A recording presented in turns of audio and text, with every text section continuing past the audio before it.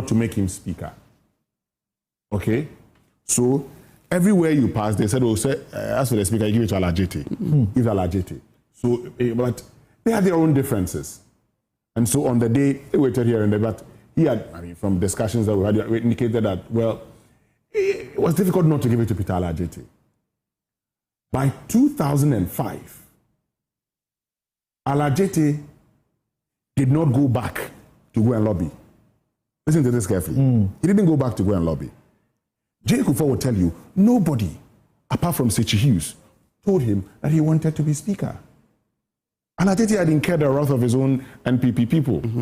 So the time found solace in the NDC, and that's why they brought him. But J. Kufuor says Alajete didn't come back to him. Even at that time, it was J. Kufuor who was nominating who should be speaker. By 2009, President Mills was the one nominating, Justice Joyce Bamford as speaker. So we have been doing this thing. And so the hypocrisy for me today is that the participants in the process have found their voice. Sometimes people who are the ones leading the nominations. I am a man who doesn't believe in a fallacy. So I am not going to go for the messenger. I'm going to go for the message. Let us begin to change. If we think, let us change the system. The system that gets political parties to be taking screenshots, able to share your votes, and those kind of things. Show evidence that you voted for our cause. That's what the problem is.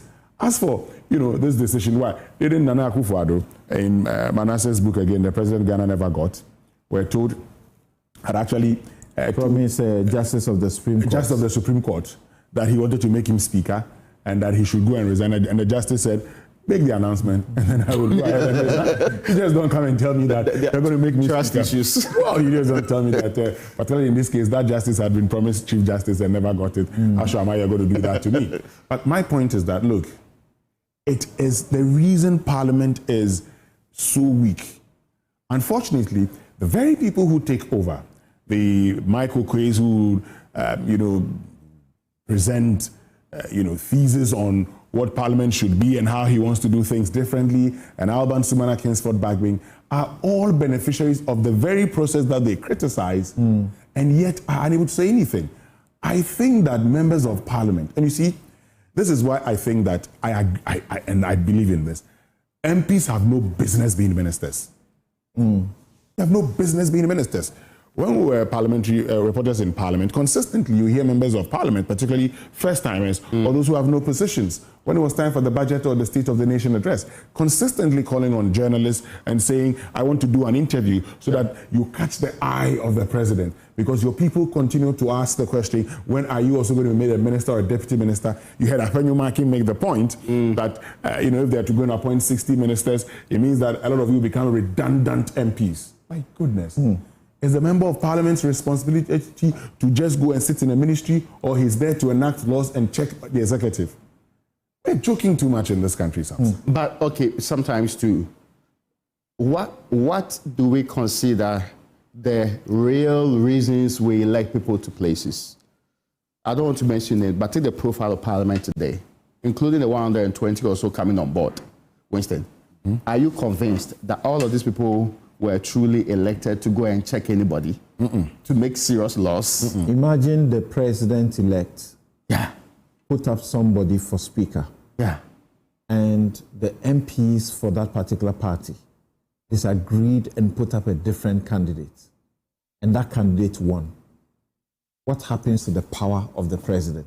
What happens to the moral authority of that president in the republic? No, I get you. Is that not why those who say it defeats those who say even if you have to be involved, it should be overt?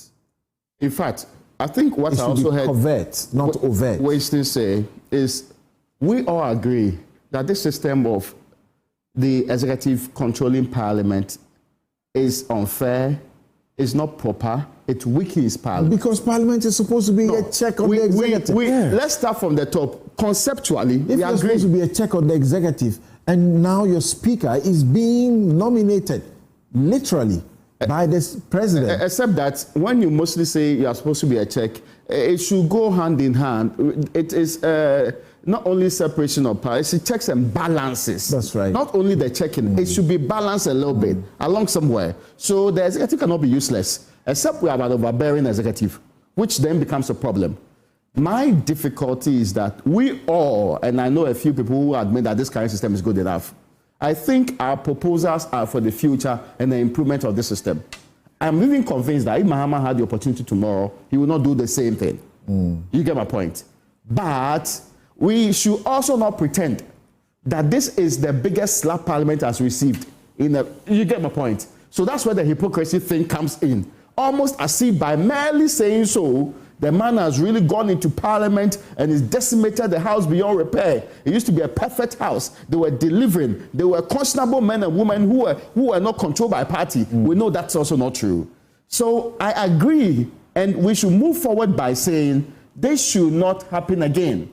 We should improve our systems. Let's give more independence to MPs. Let them be true representatives of people of Jabe, Mankessim, whichever area they are supposed to come from, so that truly we'll consider them as such. And let them not incur people's wrath merely because they are representing the interests of their constituents.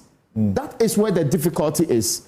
And again, constituents should elect the right people, not people who are only interested in using them as pedestal for ministerial positions. You get my point? MPs have no business being ministers. I agree, but I mean, some people, their only interest is I want to be a minister. So the route, which makes sense, because 50% and more should come from Parliament, will be to go to Parliament. And you hear this. Also because they know on their own, nobody will make them ministers. And let's be fair, some of the people, they know that by their own competence and qualifications, nobody will make them anything. So Parliament is a cheaper route. Come and do it, get your constituents. So tomorrow, if Mahama needs 50 people, the people in Samson's hometown will be up in arms. The MP is not on the list. And that we're also Ghanaians, and we deserve a representation. Almost as if 276 people could be ministers today. Right. That is where the difficulty is. If you are just joining us, we have been bringing to you what is happening in Parliament.